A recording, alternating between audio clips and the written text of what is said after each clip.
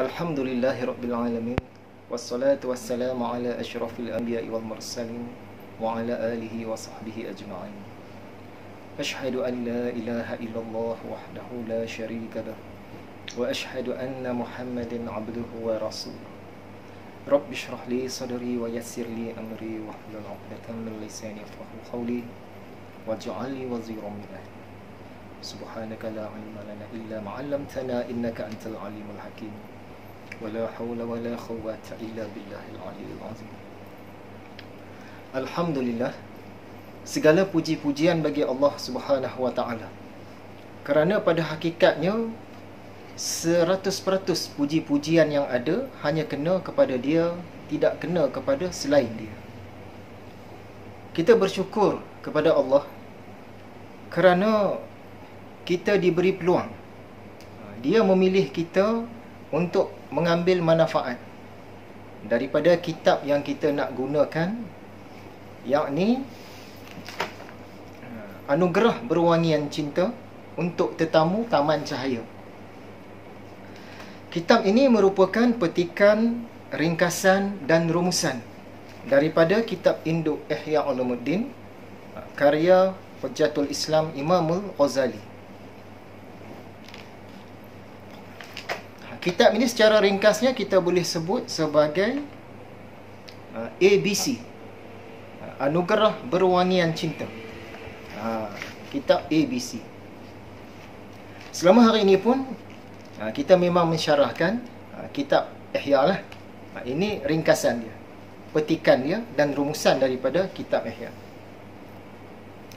Dalam kuliah sulung ini insya-Allah kita akan lalui bab takut dan harap, yakni bab yang ke-27. Yang kita nak sentuh sedikit sebanyak dalam kuliah hari ini ialah cerita-cerita tentang orang-orang yang takut dan harap yang ada pada muka surat 136. Tuan-tuan yang ada buku ini boleh tengok muka surat 136. Sebelum ini pun dalam Facebook ada saya war-warkan supaya ulang kaji dulu sedikit sebanyak untuk kita mendapat gambaran secara keseluruhan tentang harap dan takut ini. Para penonton yang dimuliakan, kaedah yang kita nak bawa kali ini, kita akan cuba saksikan terlebih dahulu keadaan orang-orang yang takut dan harap. Kesaksikan ini maksudnya menyaksikan, memandang, melihat dengan mata hati. Kerana kita ini ada dua jenis mata, sebagaimana yang diceritakan dalam kitab Mishkat Al-Anwar dan juga Ihya Ulumuddin. Kita nak gunakan mata hati kita untuk menyaksikan terlebih dahulu macam mana antara contoh orang-orang yang ahli harap dan takut. Kita tengok dulu dengan mata hati kita supaya kita dapat serba sedikit feel dia. Lepas tu baru kita perincikan tentang takut dan harap, insya-Allah. Contohnya macam inilah. Kita nak ajar generasi hari ini tentang permainan orang dulu-dulu lah.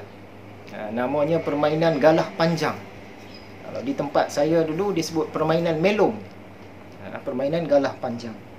Orang zaman sekarang ni ramai yang tak pernah tengok permainan ni. Jadi ada beberapa kaedah, beberapa jalan, beberapa tarik, cara. Cara yang pertama, kita cerita dulu. Permainan galah panjang itu begini cerita dia. Lepas tu baru kita bawa generasi hari ini pergi tengok permainan tersebut. Itu cara yang pertama. Jalan yang kedua, kita tunjuk dulu permainan tu. Bawa dia, jangan cerita lagi. Bawa dia dulu tengok permainan galah panjang macam mana. Selepas itu baru cerita. Dan juga cara yang ketiga, kita bagi dia rasa dulu. Dia tak pernah tengok, dia tak pernah dengar cerita. Terus kita bawa, ini permainan galah panjang, terus pergi main. Dia pun masuklah salah satu geng. Walaupun dalam keadaan dia tak tahu nak main macam mana, kita suruh dia main dulu, bagi rasa dulu. Ini 3 kaedah. Begitulah juga dengan huraian tentang takut dan harap ini. Ada 3 kaedah. Kaedah yang pertama, kita cerita dulu. Takut ni apa dia, macam mana cerita dia, harap ni macam mana, gandingan dua-duanya macam mana. Lepas itu baru kita menyaksikan ahli-ahli takut dan harap. Kaedah yang kedua, kita tunjuk dulu. Kita saksikan dulu. Ini yang cara yang kita nak bawa. Bukan maksudnya kita tak cerita langsung tentang takut dan harap, cerita juga sikit nanti. Tapi nak saksikan dulu macam mana keadaan orang-orang yang ahli takut dan harap. Selepas itu baru kita cerita. Dan tarik yang ketiga, kita bagi orang rasa dulu. Cerita pun tak pernah cerita, tunjuk tak pernah tunjuk, bagi dia rasa dulu. Contohnya lah, untuk mendapatkan takut dan harap ini, pengalaman saya sendiri lebih 20 tahun yang dululah. Di dalam tarbiyah, awal-awal tarbiyah Sufi Tariqah Ghazaliyah ni, masa belajar-belajar dululah, nak dapatkan mukhadimah takut dan harap ini, mursyid saya, dia suruh saya hidupkan subuh di satu surau. Surau ni di tempat lain, bukan di kampung saya. Surau dia pula biasanya tak ada orang. Waktu maghrib, isyak kadang-kadang ada. Subuh susah nak ada. Sesekali lah, mungkin 2-3 kali dalam sebulan adalah orang pergi sembahyang subuh. Surau lama. Jadi saya tak dicerita tentang takut dan harap, disuruh pergi dulu. Kita pun pergilah, naik motor buruk kita pergi. Surau ini dia surau lama, kawasan situ memang gelap. Kena pula kita pergi pada hari yang langit gelap. Lampu jalan tak ada kawasan itu. Lampu surau pun tak dipasang. Rumah-rumah orang jauh daripada situ. Semak samun banyak. Jadi memang sangat gelap. Kita sampai-sampai situ, cerah lagi sebab ada lampu motor kita. Tutup lampu motor, sangat gelap. Hampir-hampir meraba-raba lah nak masuk ke dalam surau tu. Kawasan memang sunyi. Cuma ada bunyi cengkerik-cengkerik, bunyi alam lah. Surau lama, surau papan 2 tingkat, waktu itu dah buruk. Sekarang surau tu alhamdulillah dah berwajah baru, orang pun ramai lah. Ni cerita lebih 20 tahun yang dulu. 2 tingkat, kayu lama memang daif. Kita pijak tu bergoyang-goyang. Bunyi biasalah, sebab bangunan lama. Bila kita sembahyang tu, kita duk dengar bunyi surau. Sebab ialah bangunan lama ni, dia kayu-kayu dia tu dia berbunyi sendiri kadang-kadang kan. Campur dengan bunyi makhluk-makhluk yang kita tahulah kewujudan dia. Dan mungkin juga ada makhluk-makhluk yang kita tak nampak. Saya kena pergi hidupkan di situ, di surau itu beberapa kali. Jadi sebenarnya nak melatih kita takut dan harap. Takut itu bukan takut kepada makhluk, tetapi takut akan Allah lah. Kerana pada hakikatnya semua itu adalah daripada Allah. Jadi takut akan Allah. Bila kita takut akan Allah, nak lepas daripada takut itu, kita ada harap. Jadi takut dan harap ni dia seganding. Dia tak boleh pisah. Dalam takut ada harap, dalam harap ada takut. Sebab itu ulama-ulama selalu dia sebut sekali, harap dan takut. Takut dan harap. Lama selepas itu barulah mursyid kita ceritakan. Sebenarnya nak melatih harap dan takut. Itu nak bagi rasa dulu. Jadi ada 3 jalan. Jalan yang pertama tadi, kita cerita dulu, saksikan kemudian. Jalan yang kedua, saksi dahulu, cerita kemudian. Jalan yang ketiga, rasa dulu, baru cerita, baru saksi kemudian. Jadi seboleh-bolehnya kita nak cuba cara yang saksi dulu. Nak tengok macam mana keadaan orang-orang yang ahli dalam harap dan takut. Saksikan ini dengan mata qalbu, mata hati. Sebab tokoh-tokoh yang nak disebutkan nanti itu tak ada pun zaman sekarang. Sayyidatina Aisyah, Nabi Muhammad SAW, cicit Rasulullah yang bernama Ali, Sufyan al-Thawri, Hasan al-Basri, yang kita tak boleh nak nampak mereka dengan mata di kepala, melainkan dengan mata yang di hati. Jadi kita akan saksikan dengan mata yang di hati. Jadi sebelum itu, kita sentuh sikit saja tentang takut dan harap.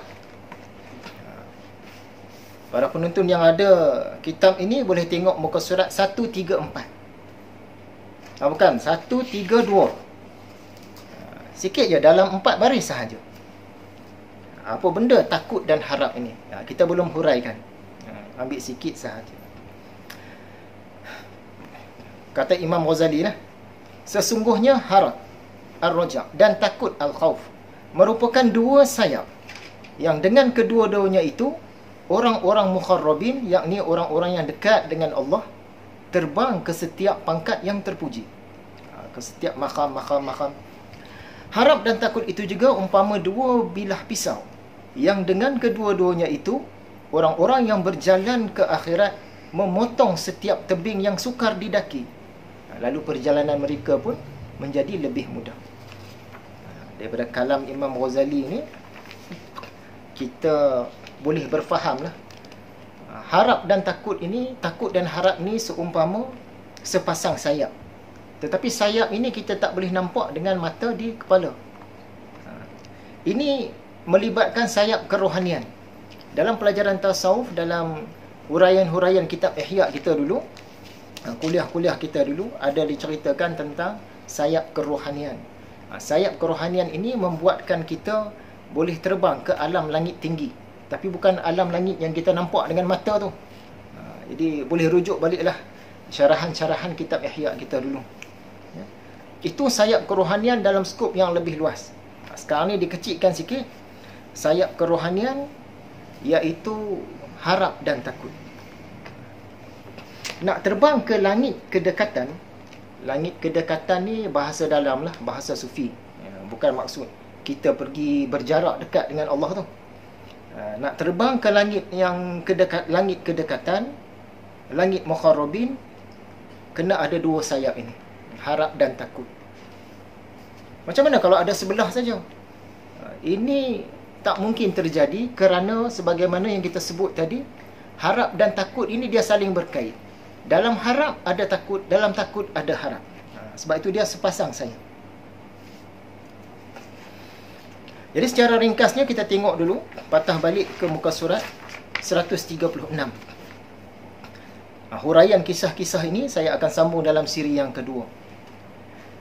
Jadi di sana ada kisah Sayyidatina Aisyah. Dia tengok Rasulullah sallallahu alaihi wasallam bila berlaku perubahan cuaca, bila hari gelap, angin kuat macam nak ribut lah. Nabi Muhammad ni duduk tak senang, berubah wajah dia kerana takut akan Allah. Cerita yang kedua pula, Nabi Muhammad dia bertanya kepada malaikat Jibril, kenapalah malaikat Mikail ni tak senyum, tak ketawa? Kata Jibril, Mikail tu memang tak ketawa langsung, tak senyum langsung sejak diciptakan nar.